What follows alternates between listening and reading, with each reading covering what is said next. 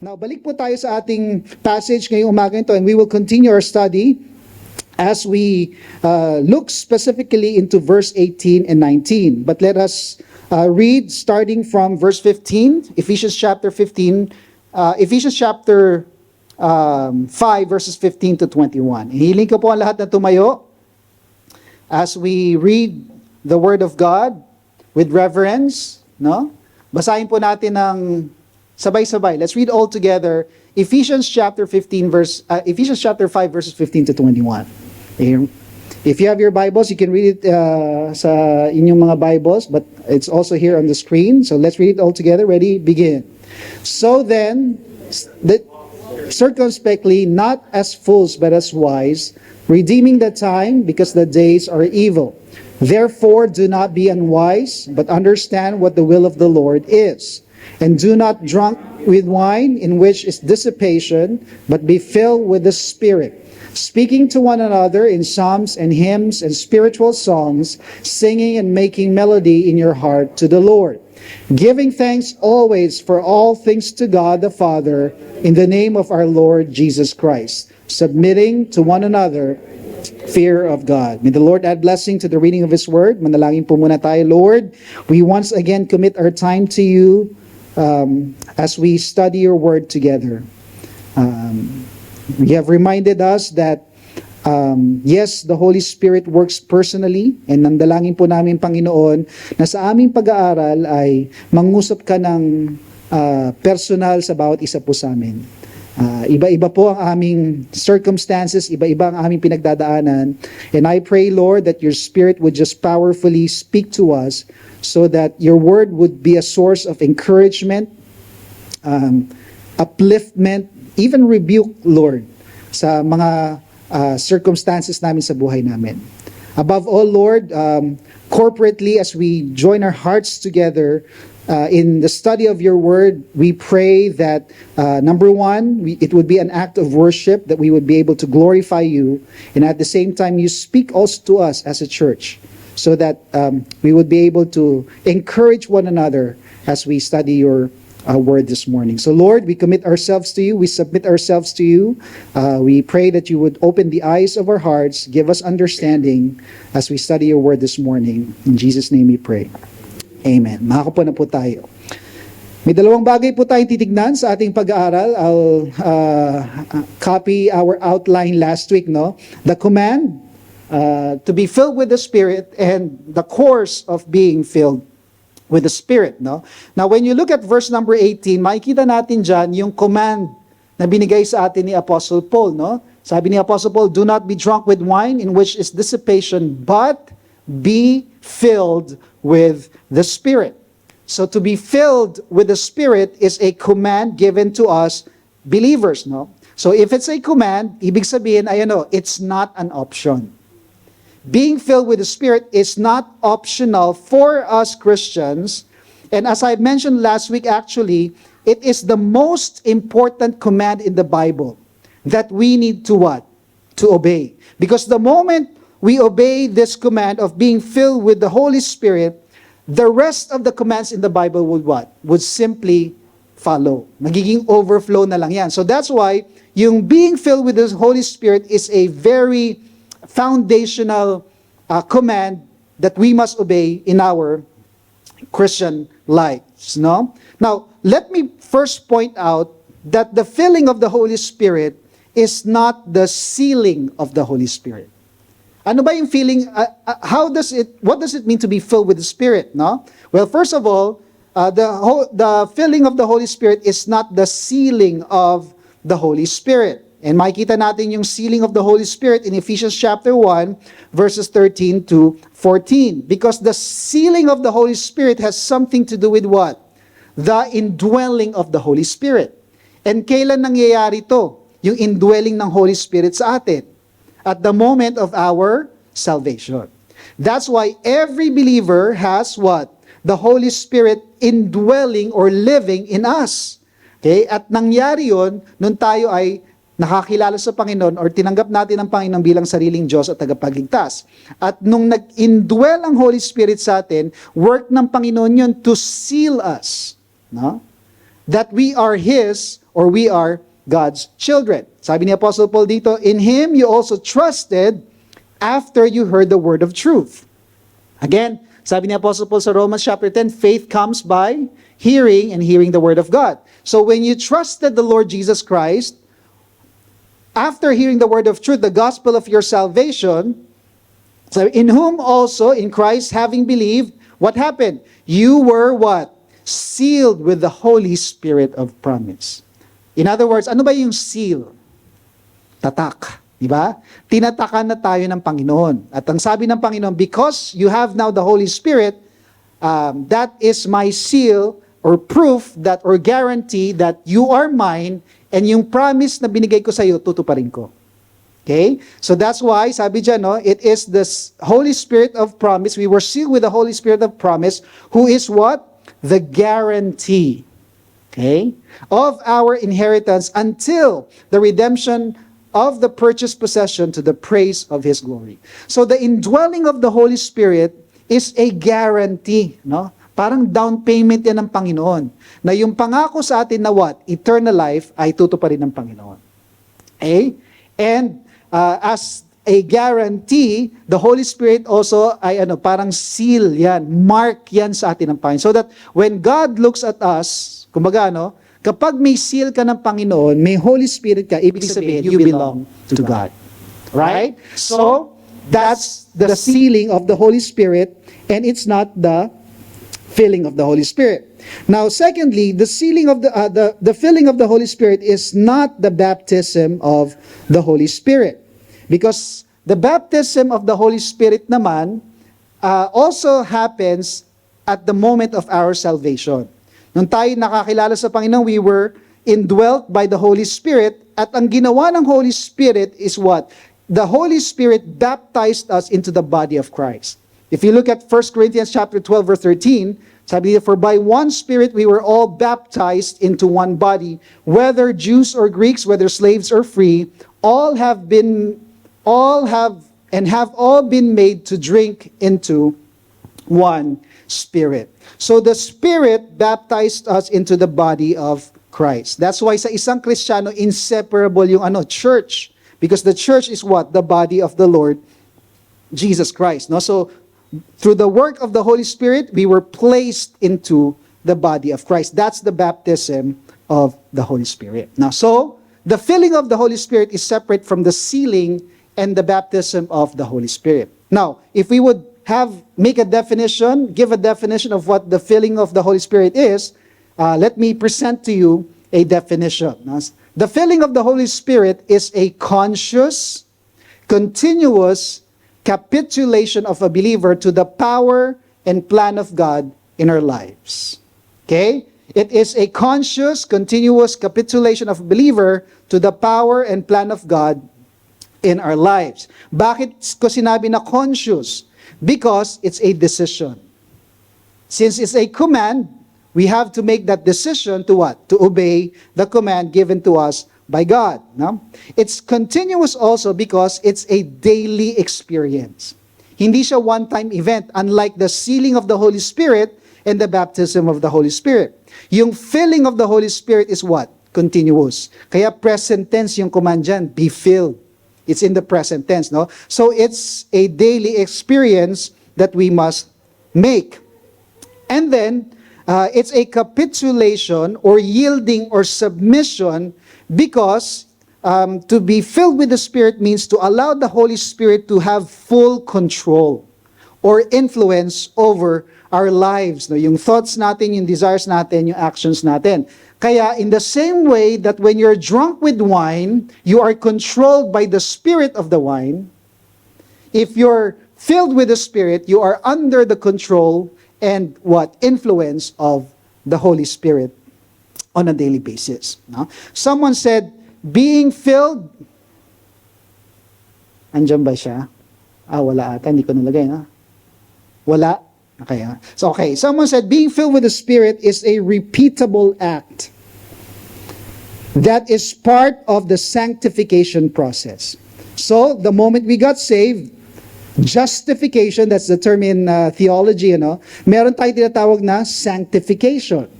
Before, ano yung pinakahuli? Glorification.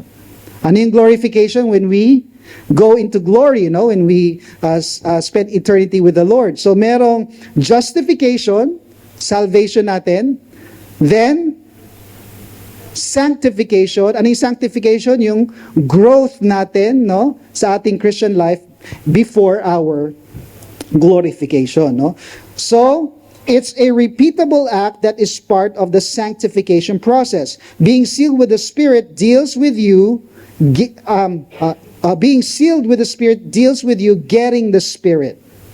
Whereas being filled with the Spirit involves the Spirit getting you. So at the moment of our salvation, we get the Holy Spirit. Right? And ano yun? Work ng Panginoon yun. Binigay ng Panginoon sa atin yun. But pagdating sa sanctification, ang question now is the Holy Spirit getting us? In other words, are we allowing the Holy Spirit to take full control of our lives? Nakadepende yan kung how much we submit or yield our lives to the power and working of the Holy Spirit. Nakita ko yung statement na to, sabi dito, the human spirit fails unless the Holy Spirit fills. Kaya importante ito sa Christian life natin. Because we will fail in our Christian life unless we are filled with the Spirit. Kaya minsan, ang hirap maintindihan, ano bang will ng Panginoon sa situation ko, sa circumstance ko? Ano bang dapat kong gawin? Okay?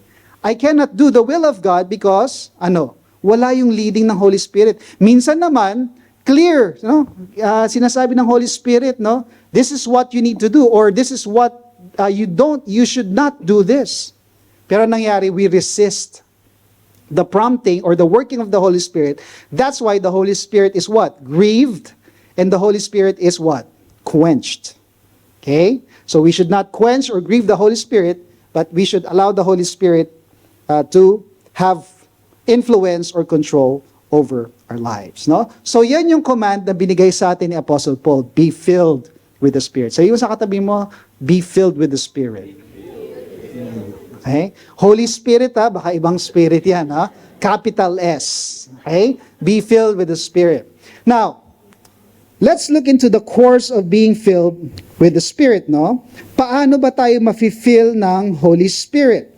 And how would we know that we are also submitting to the powerful work of the Holy Spirit in our life, Now, dito sa verses 19, verse 19 specifically, verse 19, 20, and 21, makikita natin yung tatlong, sabi nating means, and at the same time, marks ng being filled with the Holy Spirit. Pag sinabi kong means, ibig sabihin, kailangan gawin natin to para magawa ng Holy Spirit yung work niya na filling sa atin.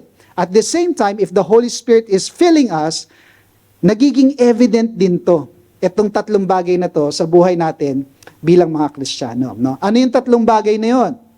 Okay? Sabi sa verse 19 to 21, it's introduced by the participles. Now, pag tinignan natin dito sa passage natin, English na naman tayo, ilang participles na makikita nyo from verse 19 to 21? Okay? Tatlo dahil in-underline ko na, Okay? Pero actually, may 5. Kasi meron pang singing and making melody in your hearts. But this one is actually what? Under this one. Kaya tatlong major participles lang ang titingnan natin ngayon, na kung saan makikita natin, if we want to be filled with the Spirit, and if we are filled with the Spirit, tatlong bagay ang makikita natin. Number 1, we would speak to one another in psalms and hymns and spiritual songs, singing and making melody in our hearts to the Lord. Pangalawa, we would give thanks for all things to God the Father in the name of our Lord Jesus Christ. And pangatlo, we would be submitting to one another in the fear of God. Okay? Now, ngayong umagang ito, titignan lang muna natin itong first one because of our limited time, We would look into the speaking to one another in psalms, hymns, and spiritual songs, singing and making melody in our hearts to the Lord. Now, but before we go into the details of this, pag tinignan natin to, let me bring your attention to Colossians chapter 3, verses 16 to 18. Colossians chapter 3, verses 16 to 18, because there is one very important element pagdating dito sa yung Trinity, sabi natin, no, yung speaking, giving thanks, and submitting, no, na hindi na-mention dito ni Apostle Paul sa Ephesians, pero na-mention niya sa Colossians, which is also implied. Kasi pag binasa natin ito, Ephesians 5 and Colossians chapter 3, pareho. Di ba? May similarity. Okay, sabi ni Apostle Paul, let the word of Christ dwell in you richly in all wisdom, teaching and admonishing one another. Same as teaching, no? Or speaking in psalms and hymns and spiritual songs, singing with grace in your hearts to the Lord. Same, same? Same, same. Okay? And whatever you do in word or in deed, do all in the name of the Lord Jesus Christ, giving thanks to God the Father through Him. Same, same? Same, same. Now, nasaan yung submitting to one another? Well, actually, pag binasa pa natin yung following verses dyan, it speaks of yung practical submission. Wives, submit to your husband. Yung submission to one another, which also Paul discussed in chapter number 5, going to chapter number 6. No? So, same, di ba? Pero one very important element here is what? Ito. Okay? The Word of Christ, or the Word of God. Sabi ni Apostle Paul, let the Word of Christ, what? Dwell in you richly in all wisdom. O, nabanggit yung wisdom, no? Ephesians chapter 5 is all about what? Yung wisdom, yung context na pinag-aaralan natin, no? So what is the key component in the filling of the Holy Spirit? The dwelling of the Word of Christ in us richly in all wisdom, no? In other words, the Holy Spirit's filling will never happen unless we let God's Word dwell in our hearts richly in all wisdom. Okay? This is what our passage in Ephesians chapter 5 is all about, no? God's Word must continually, completely, and abundantly dwell in our hearts if we want to be filled with the Spirit. Okay? And this is the principle that we can see here, no? A Spirit-filled Christian abides in the Word of God supremely. A Spirit-filled Christian abides in the Word of God supremely. George Mueller said, if I look to the Spirit alone without the Word, I lay myself open to great delusions also. In other words, yun yung minsan nagiging danger, no? Yung spirituality is mainly motivated by emotions, which is very dangerous. Okay? Because if emotions are not based on truth, yan, we can be what? Easily deceived, no? And maraming gano'n, no? Minsan yung kanilang worship ay based on emotions lang, no? Dapat it's always based on the truth. But at the same time, of course, dapat if you're based on the truth, dapat it would be shown or expressed through our emotions as well, no? So sabi niya, kung ang spirit lang ay, kumbaga, if we search for the Spirit apart from the Word of God, what happens? Okay? Great delusions also. Pero sabi niya, if the Holy Spirit or Holy Ghost guides us at all, He will do it according to what? The Scriptures. And never contrary to them. So, ibig sabihin, the filling of the Holy Spirit will not happen apart from the Word of God. So, if we want to be filled with the Holy Spirit, ay dapat yung salita ng Panginoon ang magiging basis natin and at the same time magiging evidence sa buhay natin so that we can be filled with the Holy Spirit. And it has something to do with what? So yung Word of God must be the foundation of our speaking to one another in psalms and hymns and spiritual songs, singing and making melody in our hearts to God, giving thanks always for all things to God the Father, submitting to one another in the fear of God. Laging founded and grounded yan dapat saan? Sa salita ng ating Panginoon. Okay? So I hope that's clear. Okay? Now, let's look into the speaking to one another. Ano bang ibig sabihin ni Apostle Paul dito nung sabi niya, we are to speak to one another in psalms and hymns and spiritual songs, no? Ibig sabihin ba niyan, kapag nag-usap tayo, ay ano, paawit, pakanta. Batiin mo nga katayo mo, sabi mo, hello. Paano ba yan, ha? Paano babati yung katayo mo na hello na may tono? Okay? Ano bang tono yun? Kamusta ka na? Okay? Di ba? Yung may ibig sabihin ni Apostle Paul dito, no, we speak to one another with a singing voice. Paano kung ano? Sintonado. Di ba? Well, hindi yun ang ibig sabihin yan, ano? At makikita natin, may dalawang bagay na ini-emphasize or tinutukoy dito si Apostle Paul. Number one, speaking to one another in psalms and hymns and spiritual songs has something to do with exalting God or the exaltation of God through songs. Okay? And through our speech. Yan yung dalawang bagay na makikita natin, no? Because very clear dyan, no? Sabi dyan ni Apostle Paul, we are to speak to one another, psalms, hymns, spiritual songs, singing and making melody in your hearts to the Lord. Okay. So, pagdating sa exaltation or worship natin sa Panginoon, ay mahalagang aspect yung ating pag-awit. Singing. Okay? Singing is an important aspect of our worship, especially when we gather together as God's people, no? And of course, the main reason why we are here is because we want to worship God. We want to honor God. We want to glorify God. And part of that, one means to do that is through our singing. Because we Christians are a singing people. Sabi mo sa katayo mo, you are a singing person. Okay? So, sabi dyan, we don't just sing any songs, pero we sing psalms, hymns, and what? Spiritual songs. Now, yung psalms, yan daw yung mga Old Testament songs na makikita natin sa Book of Psalms, historically sang by God's people, the people of Israel, no? Yung mga Psalms of David, no? Mga awitin na inaawit nila sa pag-worship sa Panginoon. Hymns are specific songs of praise focused on declaring the character and greatness of God. Spiritual songs naman daw are medyo broad, no? Pero they are still expressions of our faith through songs. In other words, etong mga psalms, hymns, and spiritual songs are an expression of our worship for who God is. Yung greatness ng Panginoon, yung power ng Panginoon, yung worth ng Panginoon sa buhay natin.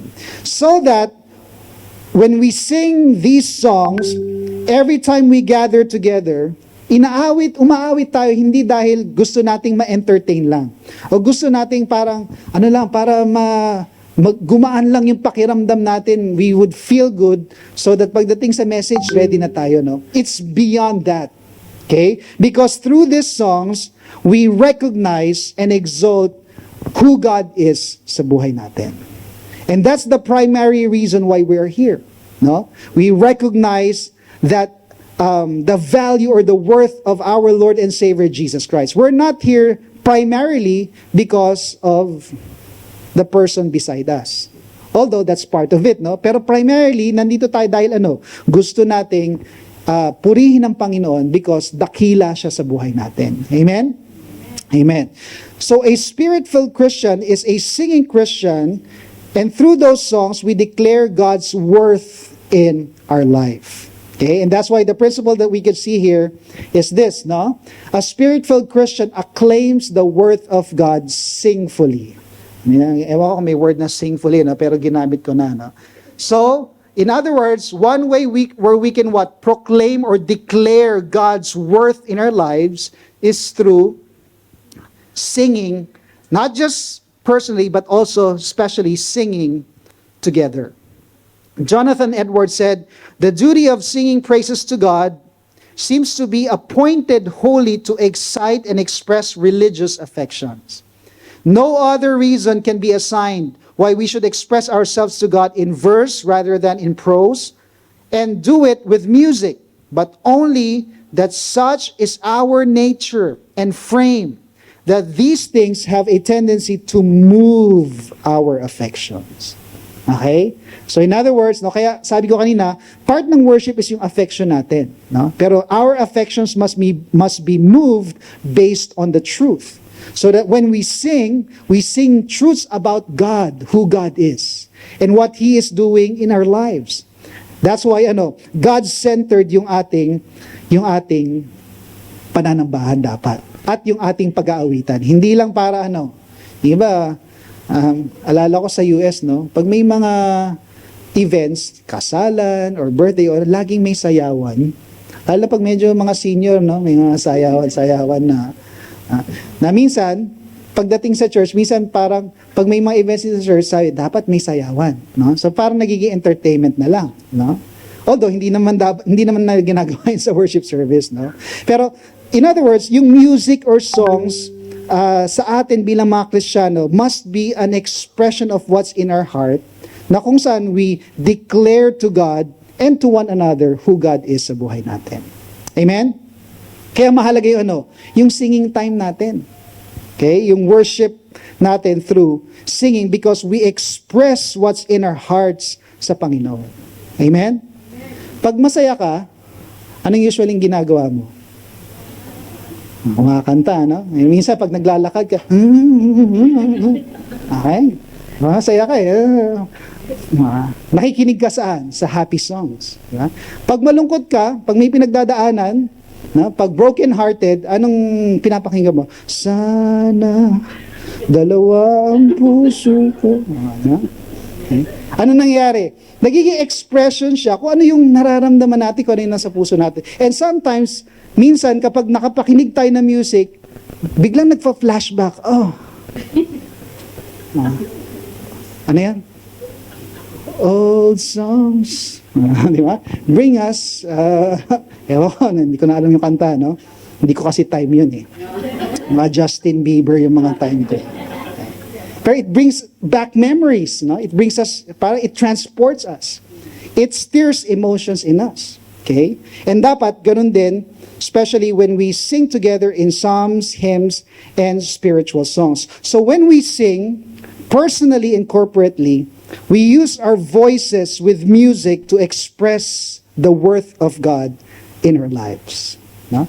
Kaya yung singing time natin, no, that's an opportunity for us to what? Express sino ba ang Panginoon. And at the same time, the songs that we sing, what? Is focused on who God is and what He's doing sa buhay natin. No? So, when the word of Christ dwells richly in our hearts in all wisdom, what will happen? It will overflow to our lips. Okay? And if we would put music to that, no, it will be through songs of praise to God. Someone said, wala dyan, pero someone said, Spirit-filled people overflow in song. Spirit-filled people overflow in song. Do you agree? Yeah. So kapag puno ng pasasalamat yung puso natin sa Panginoon, isang result niya na thanksgiving and praise to God. Right? Minsan through songs, no? Kaya minsan masarap umawit, kapag puno-puno ng pasasalamat yung puso natin. At the same time, kahit may pinagdadaanan tayo, if we know who God is and trust the Lord and His promises, no, we can still sing and declare. No? Minsan kahit umiiyak tayo, we're singing. Because our singing is not based on our circumstance or emotion, but it's based on the truth of who God is. Kaya sa ating pananambahan, sa ating pag-aawitan, ang focus natin ay sa Panginoon. Because it's singing and making melody in our hearts to the Lord. Primarily, ang goal natin is to exalt God. Okay? Now, at the same time, of course, primarily involved yung exaltation ng Panginoon. Also involved here is the edification of God's people. The edification of God's people. In other words, we edify one another when we speak to one another in psalms, hymns, and spiritual songs. When we sing and make melody in our hearts to the Lord, we become an encouragement to one another, no? And when it comes to singing, okay, of course, number one, hindi yung hindi yung boses ang tinitignan ng Panginoon diyan, pero ang tinitignan ng Panginoon is yung yung puso natin. Amen? No? So kahit minsan wala sa tono, Pero if we're singing and making melody in our hearts to the Lord, that is acceptable and pleasing to God. Amen? Amen, no?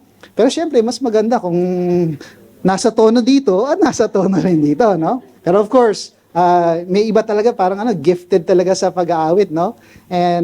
Pero that should not hinder us from what? Still expressing yung nasa puso natin sa Panginoon, no? So primarily, worship is all about the heart. It's a matter of the heart.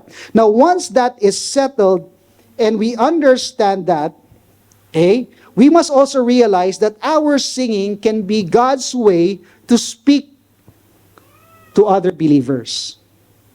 Okay? Nangungusap ang Panginoon sa bawat isa through our singing, no? Because we can edify one another through our songs.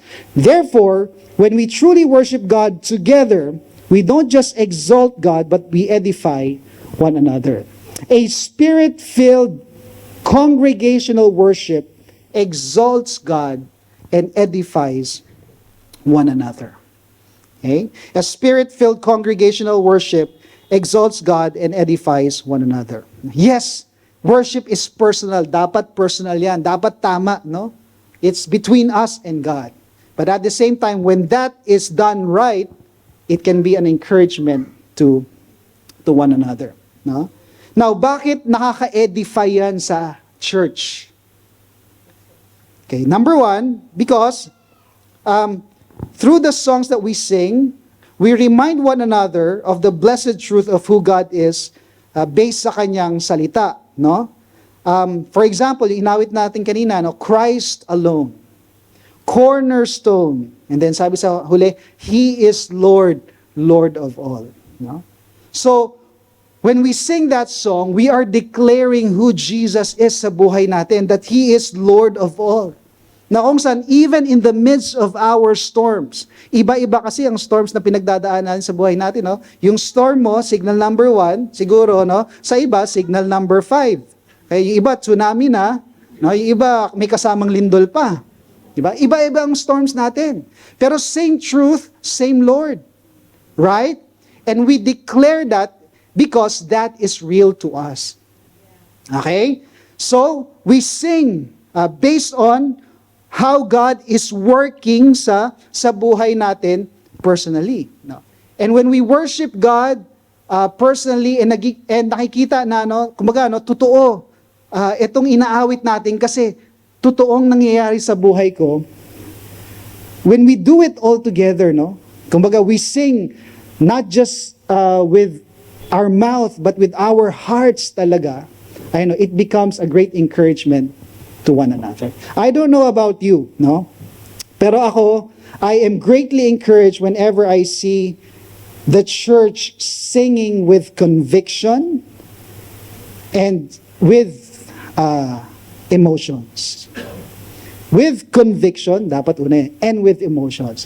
Many times, I would, nung nasa Antipolo pa, song leader ako madalas eh. And pag nagli-lead ako, parang iba yung nakikita mo na lahat umaawit. And kapag as one voice, no, naririnig mo yung awit na kung saan it's declaring the truth of who God is and how God is working sa buhay na iba. That's one of the things I miss pagdating sa seminary, sa Baptist Bible Seminary Institute. Kasi part of our training, kasi kasama yan yung pagbasa ng notes, no, choir conducting, music, etc. So we're exposed to that. And that's why one of the kumbaga memorable times sa seminary is during our chapel hours when we sing together. Parang langit. Oo nga, pero minsan may mga demonyo rin kasi joke na, no? Kasi hindi naman perfect, no? Pero hindi, kumbaga, yung congregational singing ay parang it's different. Tapos minsan iba may nagpa-parts pa, nagme-melody pa, no? So parang it's a preview of what singing will be in heaven like, right? Because that's part of our experience sa ating worship. So we do not just declare the truth about God when we sing, but we also get to experience the reality of that truth in our life expressed in our worship despite the different situations and circumstances we are in. Therefore, when we sing with all of our hearts to God, we become an encouragement to one another because alam natin na kapag totoo yung worship, alam natin, kumikilos ang Panginoon sa buhay ng bawat isa. Right? Kumikilos. Kaya sabi ni Apostle, when I pray with understanding and in the Spirit. Same thing is true with singing. I sing not just with the Spirit or in the Spirit, but with understanding as well. Okay?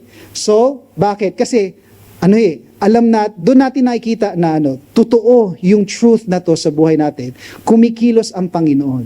And I'm declaring it to the Lord and to one another that God is at work in my life. And that's the second principle that we could see here, no? A spirit-filled Christian allocates the work of God sincerely. In other words, we declare it. And we can declare that through songs.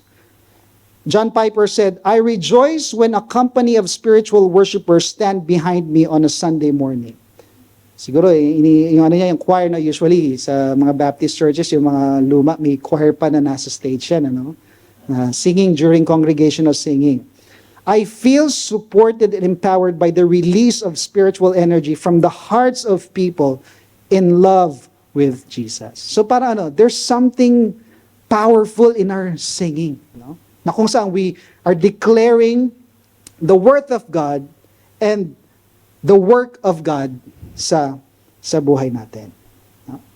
Kaya sabi ko kanina, mahalaga yung pagtitipon natin at pag-aawitan natin ng sama-sama. Kaya sabi niya, halina't sama-sama. Okay? Personally, dapat ba ginagawa natin yan? Yes. Sa ating personal devotion, maganda, umaawit din tayo sa Panginoon, no? That should be a part of our Christian life, no? Pero at the same time, yung singing together and experiencing and declaring yung truth na yun sa buhay natin na inaawit natin na totoo at kumikilos ang Panginoon is also another thing. Okay? So that's why it's a way na kung saan we can edify one another. Now, as far as this is true about singing, yung speaking to one another in psalms and hymns and spiritual songs, ay hindi siya limited sa singing lang. Okay? But actually, in general, the Apostle Paul here is referring to our speech, or how we communicate or converse with one another as believers in Christ, especially when we gather together. Ang sinasabi ni Apostle Paul, hindi lang sa pag-aawitan, pero sa ating conversations, if we're filled with the Spirit, it will result into what? The edification of one another. Na kung saan through our words, we get to encourage, support, edify, even rebuke, correct, and discipline one another so that we can understand the will of God and redeem the time in these evil days. No? Bakit? Because when we speak to one another, again, yung psalms, hymns, spiritual songs, ang focus niyan ay yung Panginoon. Yung worth ng Panginoon, sino siya, at yung ginagawa niya sa buhay natin. What happens? Well, our conversations are centered on the person of God and the work of God sa buhay natin. So that our conversations are what? God exalting because it's centered on God, or it's centered on the Lord Jesus Christ. That's why Spirit-filled conversations not only exalts God, but it also what? Edifies one another. Okay? It edifies one another. That's why, although we don't have much time, pero if you open your Bibles to James chapter number 3, James chapter number 3, mahalaga yung role ng tongue. Not literally, but what? Our speech, the way we communicate or relate to one another, no? Because the godly use of our tongue is closely related to godly wisdom. James chapter 3, pagbabasahin niyo yung verses 1 to 12, he spoke about taming the tongue. No? But when you look into verses 13 to 18, In that context, sabi niya, who is wise? Again, wisdom. No? Who is wise and understanding among you? Let him show by good conduct that his works are done in the meekness of wisdom. But if you have bitter envy and self-seeking in your hearts, do not boast and lie against the truth. This wisdom does not descend from above, but is earthly, sensual, demonic. Meron palang demonic wisdom. Ha? Kasi this wisdom is not from the Lord. What is wisdom? Generally, ang general definition is applied knowledge. So if that knowledge is not the truth, if you apply it, then mali pa rin. Di ba? So, there is demonic wisdom and there's godly wisdom. For where envy and self-seeking exist, yan, confusion and every evil thing are there. But the wisdom that is from above is what? First pure, then peaceable, gentle, willing to yield, full of mercy and good fruits, without partiality and without hypocrisy. And then verse 18 says, now the fruit of righteousness is what? Sown in peace by whom? By those who make peace. So makikita natin dito ay ano, yung importance ng ating relationship bawat isa as believers in Christ, no? That we are what? We are to be in peace. We are to make peace with one another. So, anong point ni James dito? Through our tongue, we can sow the fruit of righteousness. Ibig sabihin, as we relate to one another, we can sow the fruit of righteousness in each one's life, and we do it, what? In peace. Not in envy, not in other things, no, bitter envy, etc., but we do it in peace, and we can do it if we make peace with one another. In other words, kung tayo ay at peace sa isa't isa, walang bitter envy. Walang self-seeking interest sa puso natin. Walang hatred, walang anger, etc., etc. Diba? Because we're at peace with one another. And if that's the case, anong magiging desire natin? We want to bless one another. Right? We want to be a blessing to each and every one. So what will we sow? Anong itatanim natin? Hatred ba? Anger ba? Envy ba? Evil things ba? Hindi. Good things. Yung sabi ni James, fruit of righteousness. Good conduct, okay? Good works done in the meekness of wisdom that will result into what? The edification, so that we can be encouraged to live a righteous life for the Lord Jesus Christ. No? So we will sow the fruit of righteousness in peace, because we are, and we must always, kumbaga, we are at peace with one another. No? So, hindi lang singing mahalaga, but primarily, when the Apostle Paul is speaking to one another in psalms, hymns, and spiritual songs, how we relate and converse, yung speech natin towards one another ay mahalaga rin. No? Now, we don't have much time, pero if we would close, no, if I would summarize it's with this statement, no, being spirit-filled is always expressed, yan, is yun. Being spirit-filled is always expressed in our Christian worship and Christian word. So, part yan, no, sa ating pag-aawitan, kasi speaking to one another, ibig sabihin nun sa passage natin, and also in the way we communicate with one another. John Calvin said, as the soul does not live idly in the body, but gives motion and vigor to every member and part, so the Spirit of God cannot dwell in us without manifesting Himself by the outward effects. So in other words, yung feeling ng Holy Spirit na sa atin ay dapat may result eh. May impact sa bawat isa. So that your presence here, sabi nga natin last week, na we catch fire. Kasi it's the Spirit who gives us fire. No? And when we are on fire for the Lord, we can catch fire, no? From or with one another. So as believers, we belong to one body. Let us remember na mahalaga yung accountability natin sa isa't isa, both in worship and in our word. And let us abide in God's word, acclaims God's worth, sing fully sa buhay natin, allocate God's work through our singing and through our speech, so that we can be filled with the Holy Spirit. Lastly, I'll close with this. People who are drunk give way to wild, dissolute, and uncontrolled actions. Nakakita na ba kayo ng taong lasing? Always. Okay. Sana hindi yung sa salamin, ano? Ay, lasing ka na naman. Ikaw pala yun, eh. No? Okay? They behave like animals, out of control. Di ba? Indeed, worse than animals.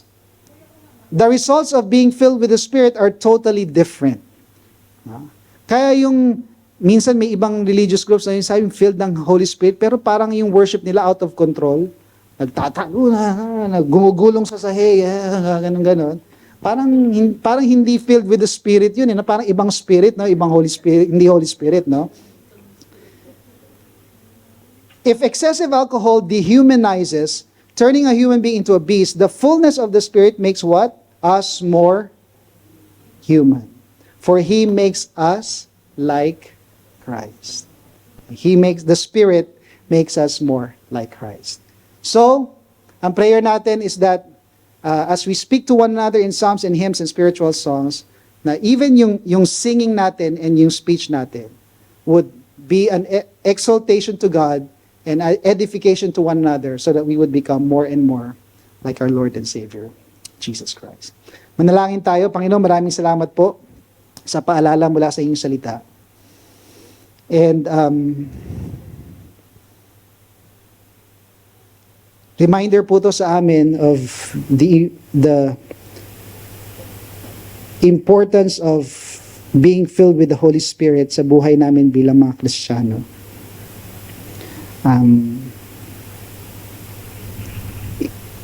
If we want to live a life of wisdom, we cannot live that apart from the Holy Spirit. Salamat, Panginoon, dahil nung kami ay nakakilala sa inyo, nung tinawag mo kami sa kaligtasan, ay binigay mo yung Holy Spirit sa amin. The Spirit is dwelling within us. Pero sometimes we ignore the work of the Holy Spirit sa buhay namin. Dalangin ko po, Panginoon, na as your people, you cause us to be sensitive to the presence of the Holy Spirit sa buhay namin. Permanent presence. And at the same time, powerful work ng Holy Spirit sa buhay namin. So that as we live our lives on a daily basis, we would be fully dependent upon the leading and guidance of the Holy Spirit sa buhay namin. And alam po namin that we cannot do it apart from you, O Lord. That's why you've encouraged us through the Apostle Paul that we are to let the word of Christ dwell in us richly in all wisdom. Kaya Panginoon, kami po ay lumalapit patuloy sa inyo. Sinusuko namin ang buhay sa inyo. Because alam po namin that we cannot do this on our own. We need you. We need your grace, Lord. We need your mercy on a daily basis. So that we would experience yung feeling po ng Holy Spirit sa buhay namin. Kaya Lord, alisin mo po yung mga distractions. Alisin mo po yung mga bagay na naghihinder sa amin para i-allow kayo na maghari sa buhay namin.